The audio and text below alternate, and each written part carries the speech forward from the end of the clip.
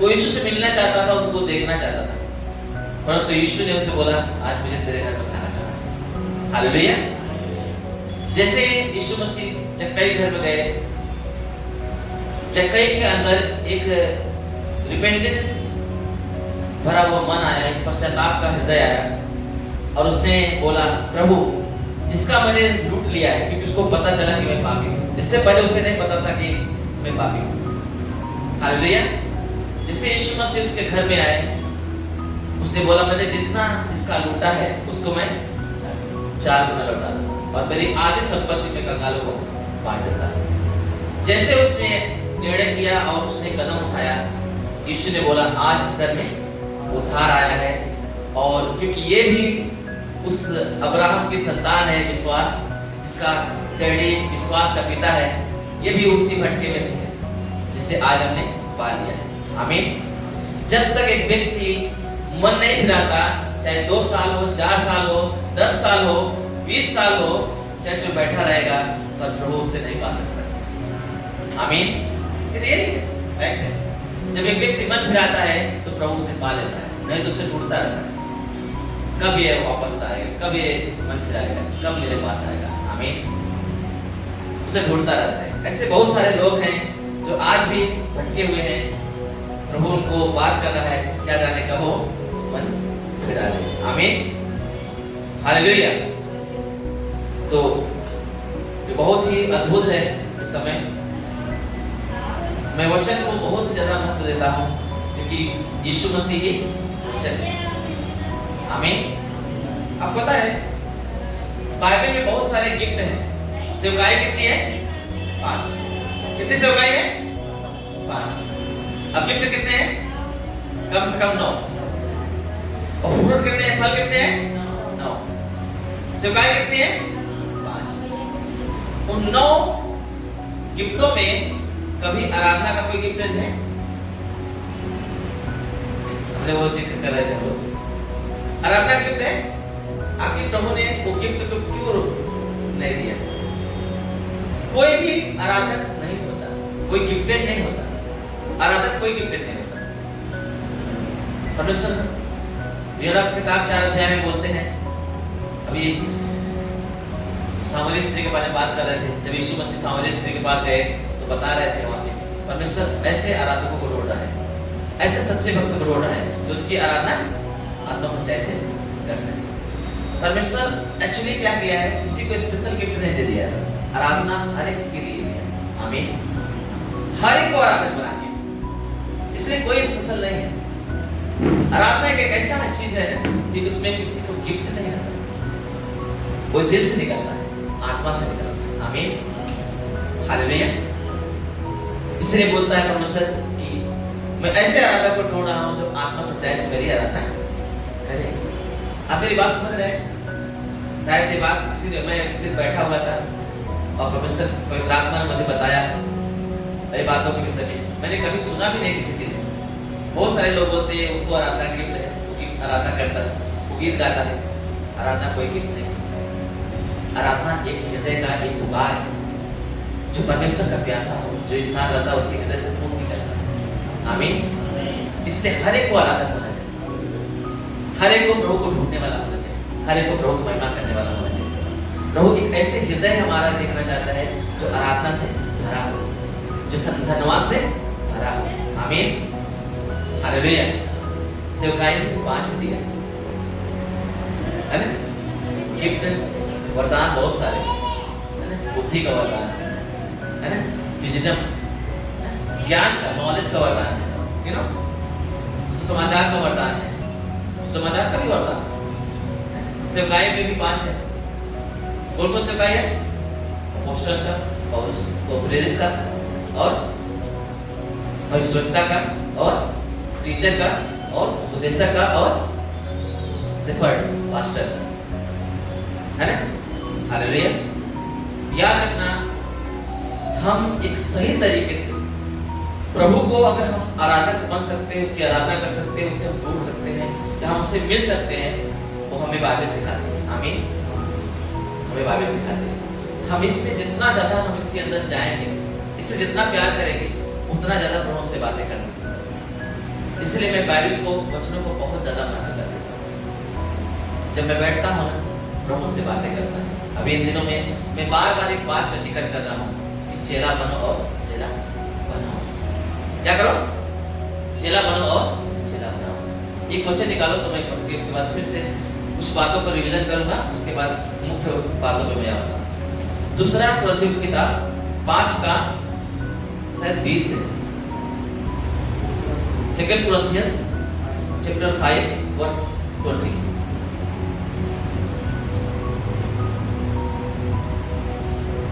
जल्दी करो।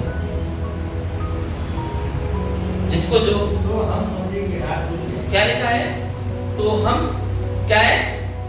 इसलिए हम मसीह के क्या है? राजदूत हैं। आमीन। हम कौन है?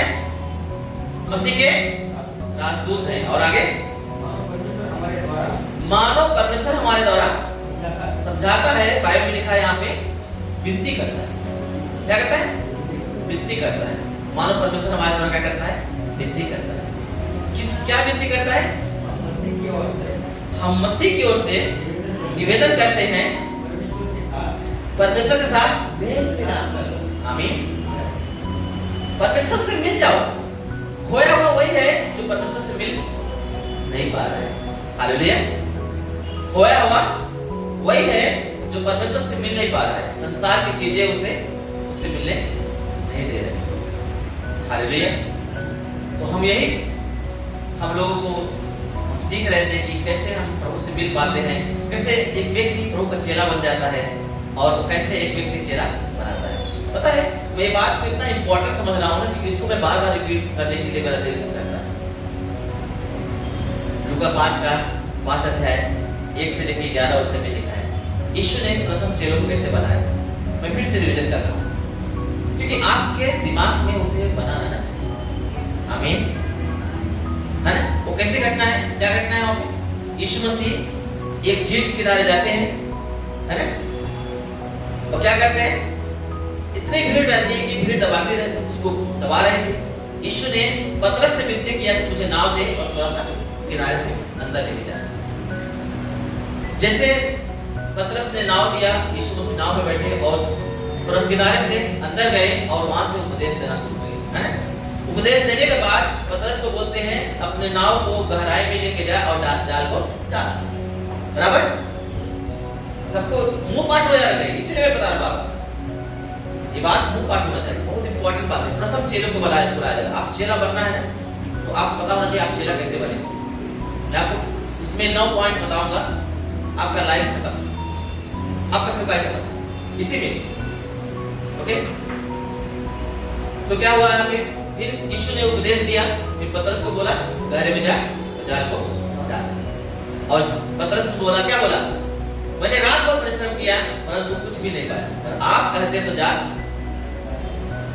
डाल देता। हालेलुया। और जैसे उसने जाल डाला, लिखा इतने मछलियां आ गई कि नाव डूबने लगी। वो दूसरे पतरस वहां पे याकूब और यूहन्ना थे, उनको आवाज दिया मेरी मदद करो। बोलता हमारा भी ऐसी कंडीशन है, हमारा भी ऐसे हमारी नाव भी फंस गई। हालेलुया। तब पतरस देखता है कि ये कोई मामूली चमत्कार नहीं है और तुरंत जो है परमेश्वर के सामने झुक जाता है। यीशु मसीह सामने बोलता है मैं एक पापी मनुष्य हूँ, मेरे पास जा। इसका मतलब पता चल गया कि ये कौन है और मैं कौन हूँ। हालेलुया। उसको बोलते हैं समर्पण, झुक जाना, किसी को दे देना, किसी के सामने समर्पित कर देना। वो समर्पित कर दिया, वो झुक गया।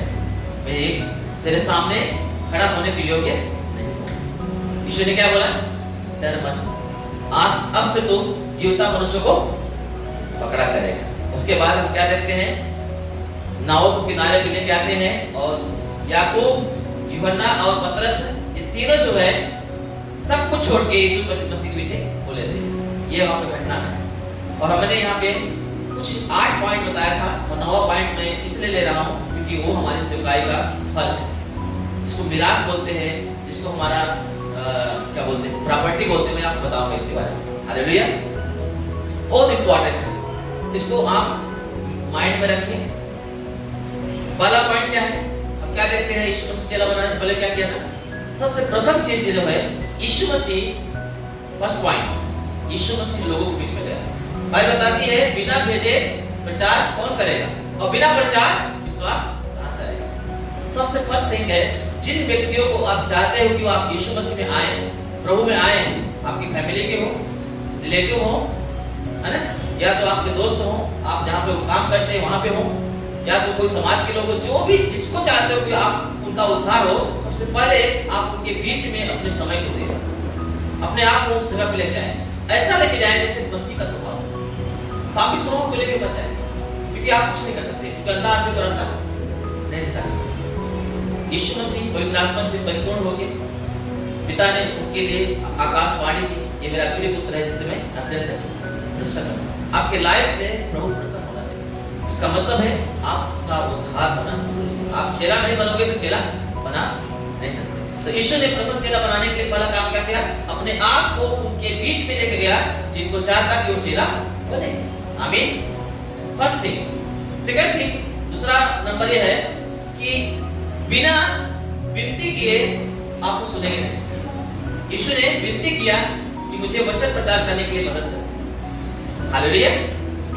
आप किसी को भी आप यीशु मसीह के बारे में बोल दोगे तो सुन लेगा, आप ऐसा नामुमकिन है, कोई भी सुनता है पर सब नहीं सुनता। हालेलुया। डायरेक्ट कोई नहीं सुनेगा। इसके लिए आपको क्या करना है, उससे विनती करना है कि सुनो, ये तुम्हारे लिए बहुत लाभ की बातें हैं, इंपॉर्टेंट बातें हैं। हालेलुया। तुम्हारे जीवन की बातें आप विनती करो। यीशु मसीह ने विनती किया, मतलब विनती किया लिखा है।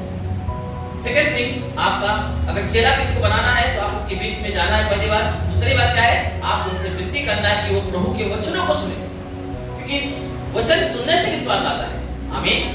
पहले विश्वास नहीं करेंगे आप ऊपर, वो वचन सुनेंगे तो उनके अंदर विश्वास आता है, क्योंकि विश्वास सुनने से सुनना उसी के वचन से होता है। तो जैसे हम देखते हैं कि यीशु मसीह ने प्रचार किया और वहां पे पतरस, याकूब और यूहन्ना भी थे जो सुन रहे थे। आमीन। और यीशु मसीह जैसे प्रचार खत्म किया, यूहन्ना को, पतरस को क्या बोलता है, नाव को गहरे में ले जा और जाल को डाल।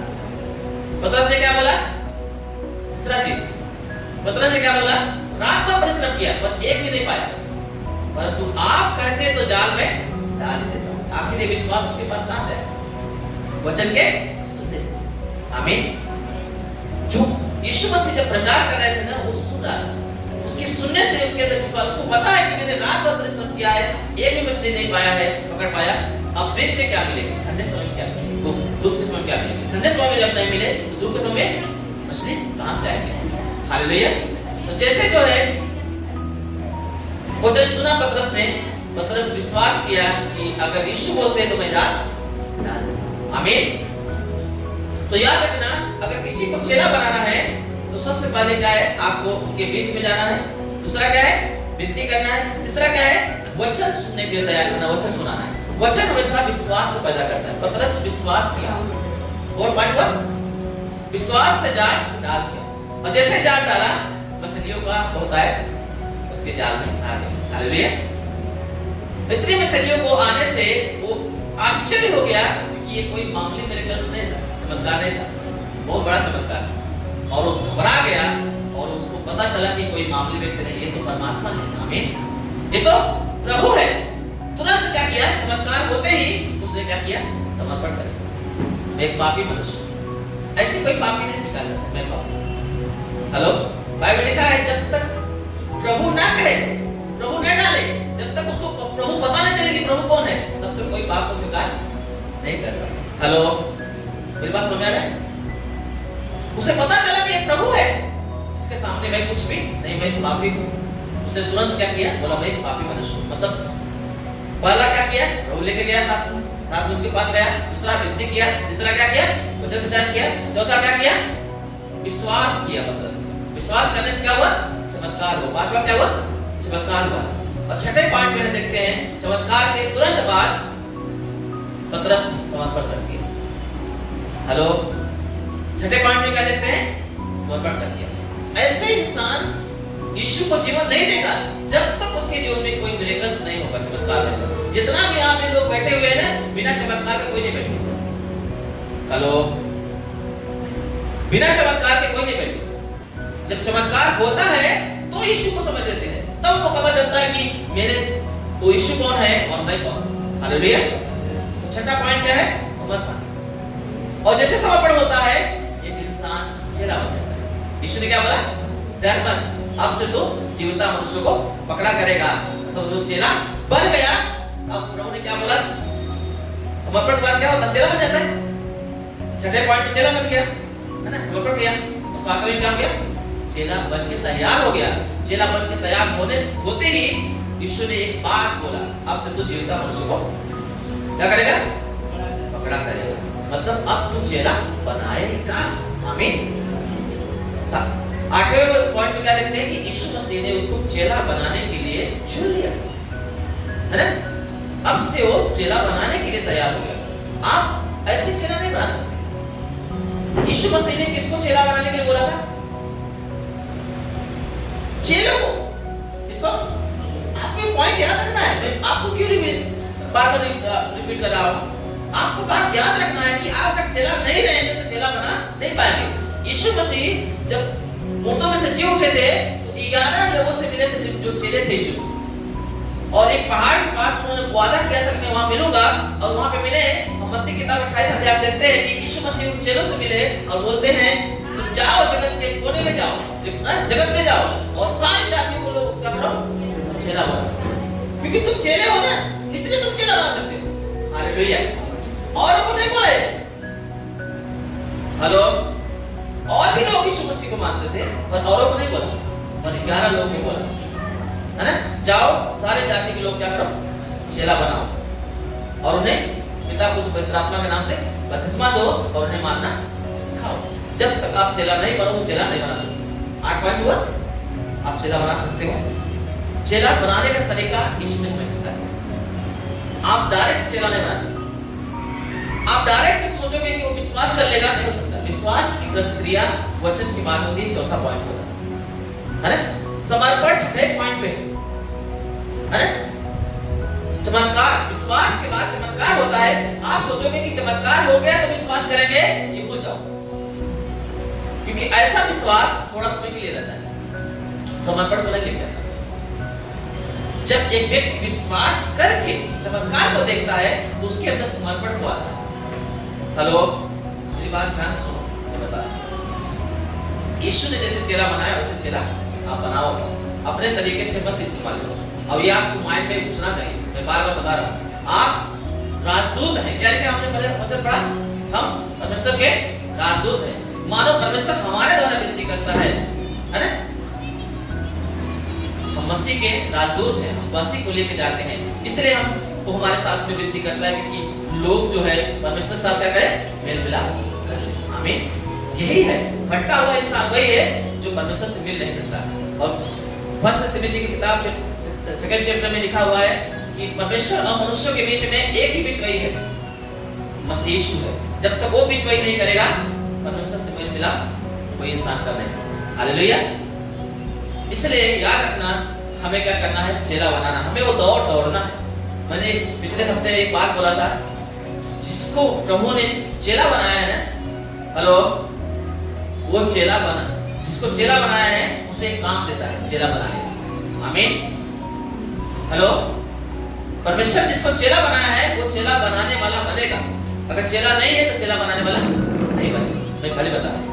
अब चेला बनाने वाला व्यक्ति का एक दौड़ होता है, एक समय होता है जिसे पूरा करना पड़ता है। यीशु मसीह बोलते हैं कि मुझे वो काम दिन ही दिन में कर लेना उचित है, क्योंकि वो रात आने वाली है जिसमें कोई काम नहीं कर सकते। इसलिए उनको पता है कि मुझे 3.5 साल ये दिए गए हैं सेवा के लिए। कितने का था? 3.5 साल सेवा के लिए दिए गए हैं, मुझे पूरा करना है। आमीन। और हम लोग जो है इतना लापरवाही करते हैं, पता नहीं कितना समझते हैं, आपको पता भी नहीं।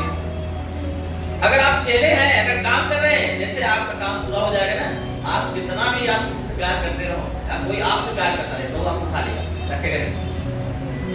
आपका काम खत्म होते क्या होगा? लोग आपको उठा लेगा। उठा नहीं रहा इसका मतलब काम बाकी है। अगर आप चेले हैं, अगर प्रभु आपको नहीं उठा रहा है, इसका मतलब अभी आपका काम अधूरा है, बाकी है। अधूरा भी नहीं था, कमी की है ना? इसलिए हम नहीं उठा रहे हैं। जिस दिन काम पूरा हो जाएगा ना, तो ये सब रिश्ते नाते नहीं रोक पाएंगे, सीधा प्रभु अपने पास उठा लेगा। आमीन। पौलुस क्या बोलता है? जीना मसीह, मरना मेरे लिए लाभ है।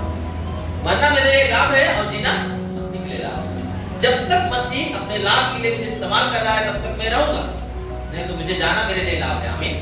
तो परमेश्वर क्या करता है? हमारे सेवकाई को, यीशु की सेवकाई पूरी हुई, इस परमेश्वर ने क्या किया? उसको अपने पास बुला लिया। जितने लोग वो प्रभु ने भेजा, जो चुने हुए लोग थे, उनकी सेवकाई खत्म होते ही क्या हो गए? वो बुला लिए गए।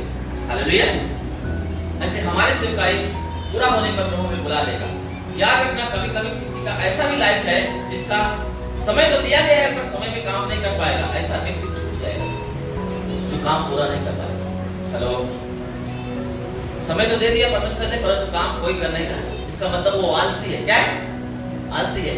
और यिर्मयाह की किताब 48:10 में लिखा है, श्रापित है वो मनुष्य जो यहोवा का काम आलस्य करता है। और श्रापित व्यक्ति कभी परमात्मा के पास नहीं जा सकता, परमेश्वर के पास नहीं जा सकता। हालेलुया। इसलिए हमें वो काम को करना है प्रियो। इसलिए मैं इन बातों के लिए, अगर आप चेला बना रहे तो अभी आप तभी चेले हो। और चेला बनाने का एक पैटर्न है, एक तरीका है यीशु के जैसे। आप अपने तरीके से नहीं बना सकते। अगर अपने तरीके से बनाओगे तो वो धोखेबाज वाले चेला निकलेंगे। बहुत सारे हैं चर्चों। मैंने कितने लोग को बोलते मैं मसीही हूँ, विश्वासी हूँ, इतना चिरौरी करता हूँ, परंतु जब देख बोलता हूँ हाँ आएंगे पर दिखते नहीं। क्यों? क्योंकि उनको वैल्यू नहीं पता है, उस तरीके से नहीं आए ना। हेलो, उस तरीके से वो बने नहीं है जिस तरीके से बनाना चाहिए। मेरी बात समझ में आ रहा है? तो चेला बनना है तो तरीके से बनो, और चेला बनाओ तो तरीके से बनाओ। हालेलुया। आप चेला इसलिए बन सकते, इसलिए परमेश्वर की प्रेजेंस को, उपस्थिति को हल्के में ना लें। वो पवित्र पवित्र पवित्र है और हमारा शरीर परमात्मा का मंदिर है। वो चाहता कि हम पवित्र बने, हम गलती, झूठ, बुराई, पाप से अलग हो, परमेश्वर के साथ क्या करें? मेल मिलाप करें। किसके साथ? परमेश्वर। वो विनती करता है। सोचो, जब यीशु मसीह विनती कर रहा है ना, तो हमें भी विनती करना चाहिए ना? करना चाहिए। हम तो डायरेक्ट बोलते हैं मारो तो नहीं मर गया, बाहर जाओ।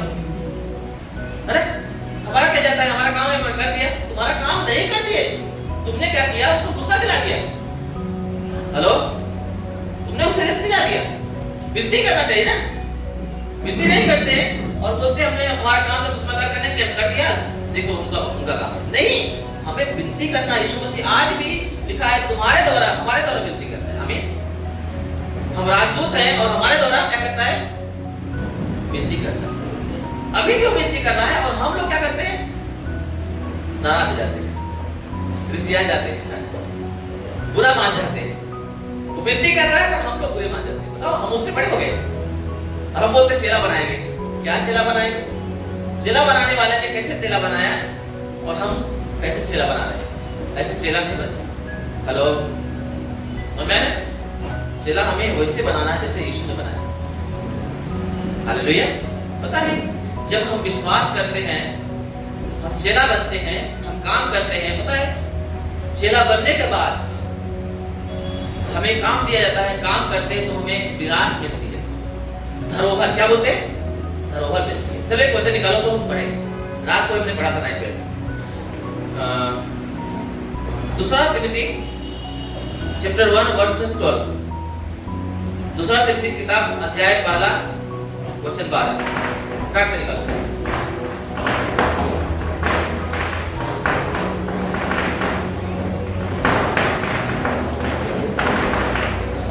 हाँ, पढ़ो जरा।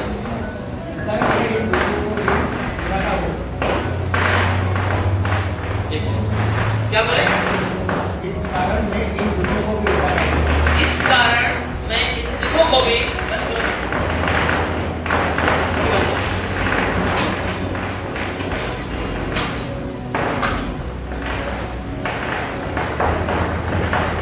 इस कारण मैं इन दुखों को भी उठाता हूँ और रजाता है। पता है, परमेश्वर के मार्ग में, उसके काम करने में कभी कभी दुख भी होता है। हेलो, क्या होता है? दुख होता है कि नहीं? आप सोचोगे कि आपके अनुसार सब कुछ हो जाए, ऐसा नहीं होता। पता है, जब मैं यहाँ बैठा था ना, हेलो, मैंने इतने लोगों को बुलाया था, अगर सब लोग आते थे ना जगह नहीं मिलता था। समझ में आया सबको? इतना लोग आने वाले थे, अगर सब लोग आ जाते थे ना तो जगह नहीं रहता था। परंतु क्या हुआ पता है, जब नहीं आए ना, मैं बैठा था, मुझे निराशा हुई, दुख लगा। हेलो, मुझे दुख लगा। क्यों पता है? हमने विनती किया, समझाया कि भाई कैसे भी करके प्रार्थना में आ जाना, परंतु और लोग आए नहीं। अब पता है लिखा है, मैं दुख उठाता हूँ, इस कारण मैं दुख उठाता हूँ और लजाता नहीं। फिर मुझे ये वचन याद आया, हमको दुख तो उठाना ही नहीं, लज्जा तो आएगी, पर हमें डरना नहीं है, लजाना। हालेलुया। तो समझ में आया?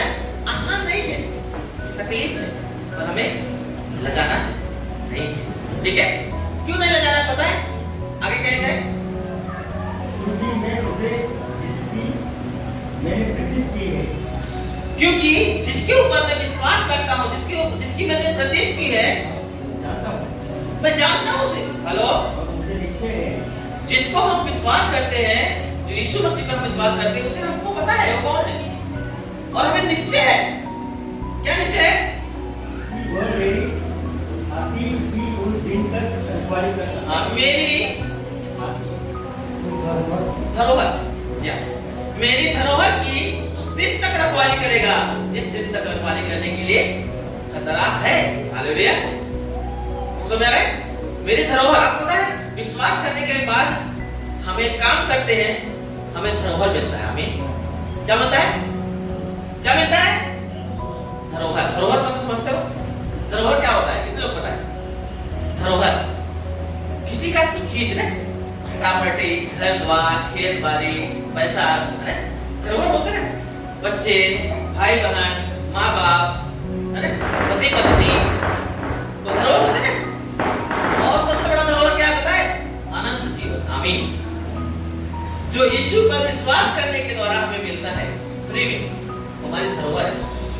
और हमारी इस धरोहर की रखवाली कौन करता है? कौन करता है? यीशु मसीह। जब हम विश्वास करते हैं और मसीह के वचन के अनुसार हम चलते हैं, भले हमें दुख होता है, भले हमें लज्जित होना पड़ता है, फिर भी हम करते रहते हैं, क्योंकि हमें पता है इसके द्वारा जो भी दर्द पीड़ा होगा, उससे हमें एक विनाश मिलेगा, एक धरोहर मिलेगी, एक इनाम मिलेगा। आमीन, है ना? हेलो, क्या मिलेगा? क्या मिलेगा? इनाम मिलेगा, विनाश मिलेगी, या उसको धरोहर बोलते हैं ना। और सबसे बड़ा धरोहर क्या है पता है? अनंत जीवन। क्या है? इटर्नल लाइफ, मोक्ष। क्या बोलते हैं उसको? मोक्ष, है ना? अरे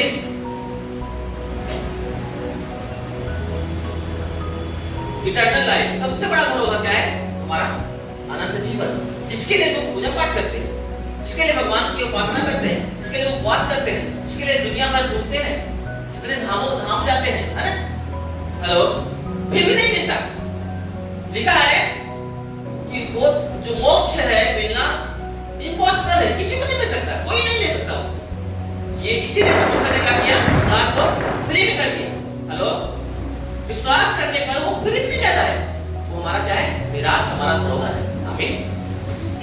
इन सब चीजों का धरोहर कौन हमारी रखवाली करता है? यीशु मसीह करते हैं। आमीन। हम रखवाली नहीं कर सकते।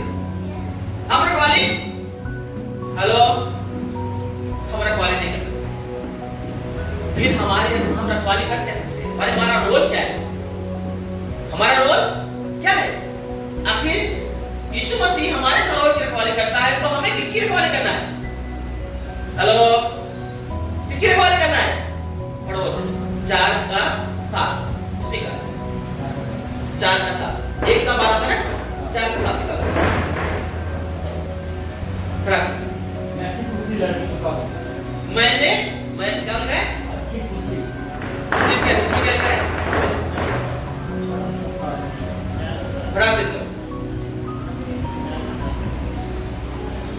मैंने वो दौड़, मैं अच्छी कुश्ती लड़ चुका हूँ। मैं अच्छी कुश्ती लड़ चुका हूँ, मैंने वो दौड़, मैंने अपनी दौड़ पूरी कर ली। हाँ हेलो, क्या लिखा है? मैंने अपनी दौड़ पूरी कर ली है, और मैं विश्वास की रखवाली की है। मैंने विश्वास की रखवाली की। रखवाली हमारे, क्या बोलते हैं उसको, क्या बोले थे जी? विश्वास की रखवाली। नहीं वो विरासत को क्या था, वो धरोहर। हमारे धरोहर की रखवाली प्रभु करता है, हमारे विरासत की रखवाली प्रभु करता है, और हमें क्या करना है? विश्वास की रखवाली करना। आमीन। क्योंकि विश्वास के द्वारा धरोहर मिलती है। आमीन। धरोहर कैसे मिलती है? विश्वास के द्वारा। अगर विश्वास नहीं करेंगे तो हमें परमेश्वर से कुछ नहीं मिलेगा। बाइबल लिखा है विश्वास के बगैर प्रसन्न करना अनहोना है। हेलो, विश्वास से हमें विरासत मिलती है, विश्वास से हमें धरोहर मिलती है। लिखा है विश्वास के द्वारा मेरे लोग धर्मी ठहरते हैं। आमीन। इसके द्वारा, विश्वास के द्वारा, विश्वास के द्वारा एक पापी धर्मी में बदल जाता है ना? जो मृत्यु के कगार में रहता है, नरक के जाने के लिए कगार में रहता है, वो अनंत जीवन में कगार में आ जाता है। आमीन।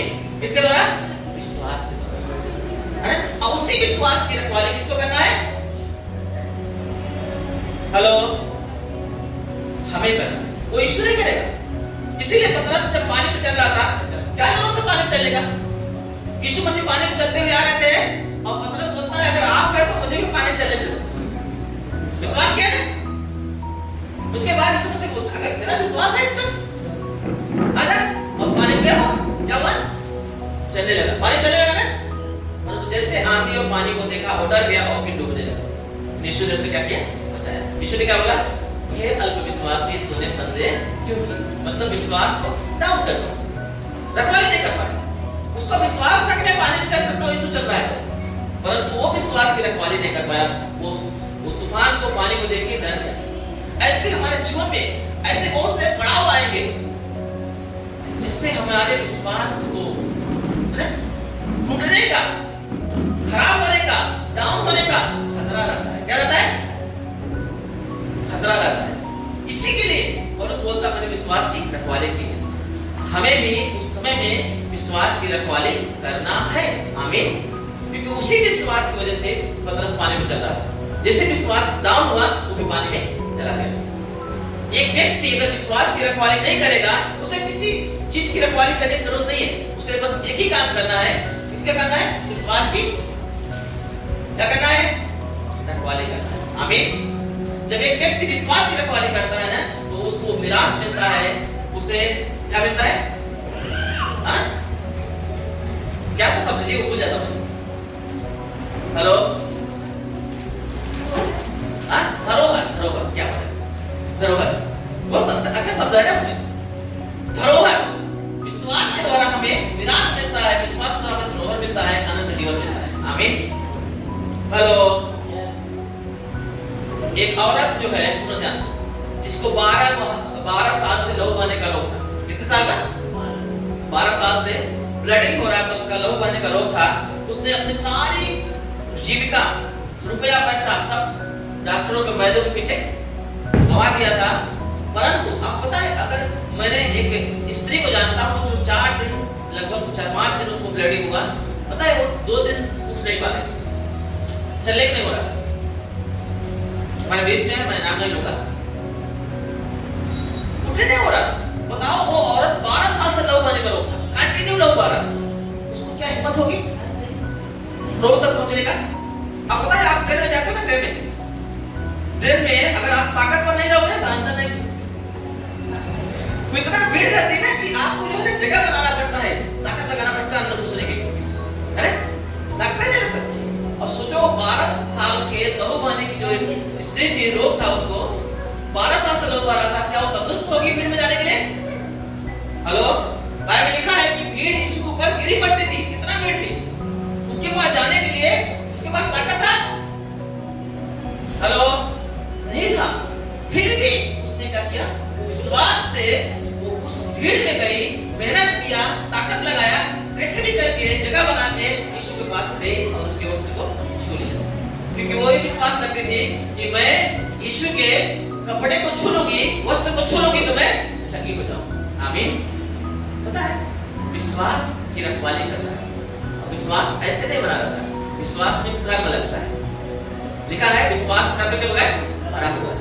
याकूब की किताब 2:26 वचन, लास्ट वचन है, उसमें लिखा है जैसे शरीर आत्मा के बगैर मरा विश्वास करने के बगैर बना है। विश्वास की रखवाली करना है। विश्वास की रखवाली का मतलब होता है उस वचन को लेके आप जो यीशु ने बोला है विश्वास करके उस वचन के लेके खड़े रहो। चाहे दर्द हो, पीड़ा हो, ताकत लगाना पड़े, याद रखना जब खड़े रहोगे तो आपने विश्वास की रखवाली की।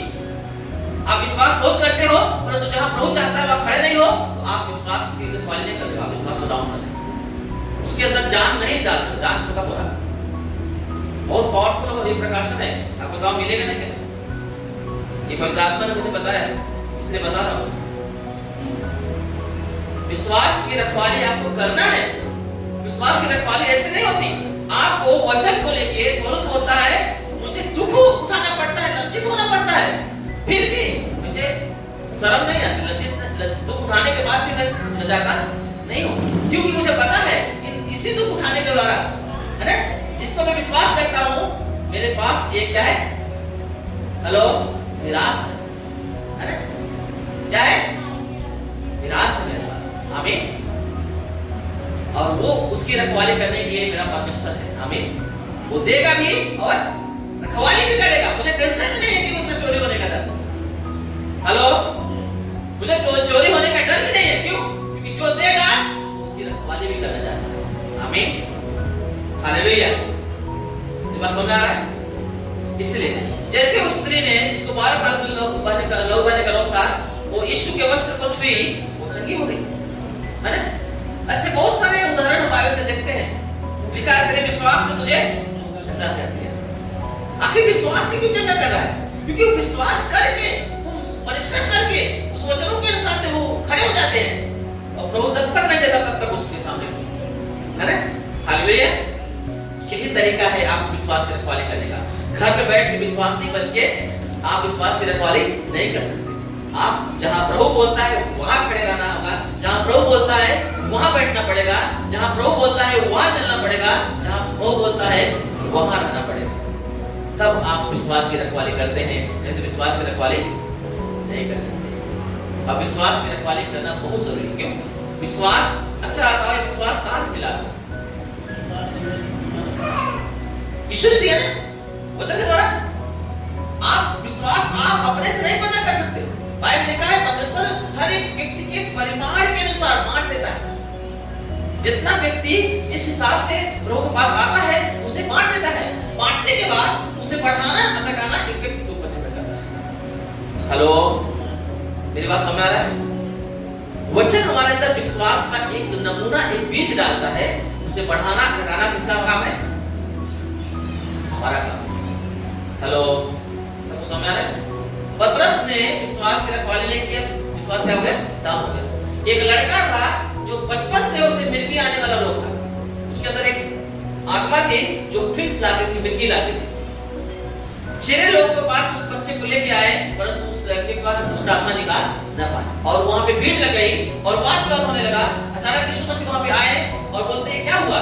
तो जिसके बच्चे का मिर्गी हो आ रहा था, बोला मैंने मेरे बेटे को जिसको मिर्गी की आत्मा है, मैं तेरे चेले के पास लेके आया था, परंतु वो निकाल ना सके।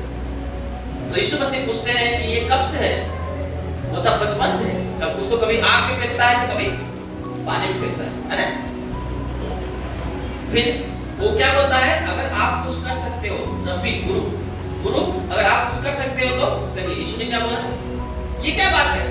तू किससे बात कर रहा है? कुछ कर सकते हो मतलब विश्वास करने वाले के लिए सब कुछ संभव है। आमीन। क्यों? यीशु मसीह ने क्या बोला? उनको देख के, हे अल्पविश्वासी और हठीले लोग, कब तक मैं तुम्हारे साथ रहूंगा और तुम्हारी सहूंगा। इसका मतलब है उस भीड़ में विश्वास नहीं था और जो प्रार्थना करने वाले थे उनमें भी विश्वास नहीं था। चेले लोग बाद में जाके बोलते हैं हमने क्यों नहीं निकाल पाए? यीशु ने बोला विश्वास की घटी की वजह से, मतलब तुम्हारा विश्वास घटा हुआ था। हालेलुया। और मैंने इसीलिए काम नहीं हुआ, क्योंकि विश्वास को सुरक्षित करना पड़ता है, उसकी देखभाली करनी पड़ती है ना? परंतु वो कर नहीं पाया। तो वो यीशु ने बोला ऐसा, तो उसके डैडी ने क्या बोला? हे गुरु नहीं बोला, प्रभु बोला। क्या बोला? प्रभु मेरे अविश्वास का उपाय है ना? मेरा अविश्वास दूर कर और मुझे विश्वास दे। आमीन। जब बोला मुझे विश्वास दे, तब यीशु मसीह उसको चंगा किया। हेलो, उसे चंगा किया और उसको उसके हाथ में समर्पित कर दिया। सबको समझ में आ रहा है? विश्वास अगर डाउन होगा तो याद रखना आपका निराश नहीं मिलेगी। आप जिस चीज का उम्मीद करते हो वो मिरेकल्स नहीं होंगे, वो चमत्कार नहीं होंगे। जिस चीज की आप उम्मीद करते हो प्रभु मुझे दे, धन में हो, बच्चों की आशीष को लेके हो, आत्मिकता को लेके हो, है ना, या कोई भी चीज लेके हो, चंगाई को लेके हो, छुटकारा के लेके हो, आप परमेश्वर से नहीं पा सकते जब तक आप विश्वास की रखवाली ना करें, विश्वास में मजबूत ना हो जाए। आमीन। विश्वास को बढ़ाया घटाया जा सकता है। यीशु ने क्या बोला? तुम्हारा विश्वास राई के दाने के समान। कैसा है? राई के दाना। अब पता है राई दाना? एक किसी भी झाड़ का बीज लो, अगर बीज को ही बढ़ने न दो तो झाड़ बनेगा, और झाड़ नहीं बनेगा तो फल का फूल कहां से आएगा? जब वो बीज की रखवाली नहीं करोगे, अगर बीज डाल दिए और पक्षी आके चुन लिया तो इसलिए इसने क्या बोला? बीज बोने वाला बीज बोने निकला। आमीन। ये क्या है? रखवाली करना पड़ता है। अच्छा जमीन चाहिए उसको, आप अच्छे जमीन में देख के उसको देखभाल करो, रखवाली करो, तब जाकर वो झाड़ बनेगा और फल लाएगा 30 गुना, 60 गुना और 100 गुना। आमीन। आपका विश्वास ऐसे मजबूत नहीं होगा। विश्वास आपको रखवाली करना पड़ता है। एक बीज के समान हमारे अंदर डाला जाता है। विश्वास कैसा होता है? कैसा होता है? एक बीज के समान। बीज को कैसे एक किसान संभालता है कि सड़ ना जाए, या पक्षी न चुन जाए, या तो कीड़े न खा ले, तो उगना चाहिए, उसे अच्छा खाद मिलना चाहिए, अच्छा पानी मिलना चाहिए, है ना? ऐसे ही आपकी विश्वास की रखवाली करना पड़ेगा, उसे बढ़ने दो। आमीन। एक व्यक्ति याई जानते हो, जिसको 12 साल की लड़की थी जो मरने पे थी, वो बीमार थी और यीशु मसीह के पास गया और प्रार्थना कर रहा था, प्रभु चल मेरी बेटी मरने पे है, चल की प्रार्थना कर दे तो मेरी बेटी बच जाएगी। अचानक कुछ लोग पीछे से आते हैं, बोलते हैं, क्या बोलते हैं? तेरी बेटी तो अब मर गई, इसलिए गुरु को कष्ट मत दे। क्यों? उसका विश्वास था ना चंगाई का। क्या विश्वास था उसका? कि यीशु मसीह बीमार है तो उसे चंगा कर देगा। पर ये विश्वास नहीं था कि यीशु मसीह मुर्दा भी जिंदा कर देगा, है ना? इसलिए यीशु ने क्या बोला? मत कर, केवल विश्वास कर, तेरी बेटी बच जाएगी। आमीन। यीशु चाहता है कि हमारा विश्वास बढ़े, है ना, उस स्तर तक जाए, उस लेवल तक जाए जिसकी हमें जरूरत है। आमीन। जिसकी हमें जरूरत है, उस लेवल तक हमारा विश्वास जाए, यीशु चाहता है। इसीलिए याएल को यीशु ने क्या बोला? विश्वास कर, डर मत, विश्वास कर, तेरी बेटी बच जाएगी। मतलब उसका विश्वास था, पर उस लेवल तक नहीं था, सिर्फ बीमारी को चंगाई करने तक ही था। अब उसको बढ़ाना है। क्या करना है? बढ़ाना है। घट जाएगा तो कुछ नहीं होगा, बढ़ना चाहिए। आमीन।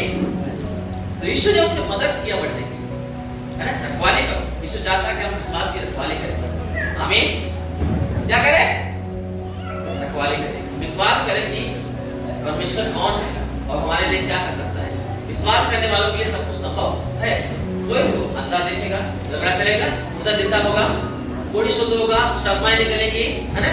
एक पापी मन फिराएगा, बच जाएगा, है ना? अनंत जीवन पाएगा। ये विश्वास से संभव है। किससे? विश्वास संभव है। इसलिए चेला बनो और चेला बनाओ, और उस प्रक्रिया को पूरा करो जिससे आपका विरासत बनी रहे। आमीन। विरासत बनी रहे। आप विश्वास की रखवाली करें, आपका विरासत की रखवाली करने वाला है। आमीन। फर्स्ट थिस्सलुनीके 5 का 23 और 24 में लिखा हुआ है कि जो परमेश्वर ने हमें चुना हुआ है, वो हमारी आत्मा को मसीह यीशु में, आत्मा, प्राण और देह को मसीह यीशु में क्या करेगा? पूरी तरीके से सुरक्षित करेगा, पवित्र करेगा और सुरक्षित करेगा। आमीन। वो तब तक सुरक्षित करेगा जब तक यीशु मसीह दोबारा आना जाए। आमीन। वो हमारी रखवाली करता है। लिखा है तुम्हारा बुलाने वाला सच्चा है, वो ऐसा ही करेगा जैसा उसने बोला है। वो हमारे उद्धार की रखवाली कर सकता है, हमारे प्राण की रखवाली कर सकता है, हमारे आत्मा की रखवाली कर सकता है, हमारे देह की भी रखवाली कर सकता है। आमीन। पवित्र कर सकता है। वो उसका काम है, आपका काम नहीं है। आपका काम केवल क्या है? विश्वास की रखवाली करो। विश्वास की रखवाली वचन के अनुसार खड़े होने से होती है। आमीन। विश्वास की रखवाली कैसे होती है? वचन के अनुसार बने रहने से होती है। आप अगर वचन के अनुसार से बने नहीं है तो आप विश्वास की रखवाली नहीं, परंतु विश्वास का धज्जियां उड़ाने वाले या बर्बाद करने वाले लोग। और ऐसा विश्वास फल नहीं लाता, ऐसा विश्वास मिरेकल्स नहीं लाते, आपका भलाई नहीं हो पाएगा। इसलिए विश्वास करें और आगे बढ़ें। ये बहुत सुंदर सा समय है और एक बच्ची का बर्थडे भी है, कुछ सजा वजा हुआ है यहाँ पे, उसमें भी हम एंजॉय करेंगे। परंतु जिस आनंद में परमात्मा न हो वो आनंद किसी काम का नहीं। आमीन। बनाने वाला अगर हमारे साथ शामिल न हो तो हमारा आनंद बेकार है। इसलिए उसे प्रसन्न करें, ऐसा जीवन जिए, ऐसे स्वभाव में चले कि वो खुश हो जाए। हालेलुया। वो खुश हो जाए। वो चाहता है कि हम विश्वास करें। परमेश्वर ने क्या बोला? यूहन्ना किताब 3:16 में लिखा है, परमेश्वर ने जगत से ऐसा प्रेम किया कि उसने अपने इकलौते पुत्र को दे दिया, ताकि जो कोई उसको विश्वास करे वो नाश न हो परंतु अनंत जीवन पाए। आमीन। विश्वास करें, आपको अनंत जीवन मिलेगा। विश्वास की रखवाली करें, आपके अनंत जीवन की रखवाली करने वाला है। आमीन। आइए अपने आप को बंद करेंगे, सब झुकाएंगे, प्रार्थना। होली लॉर्ड,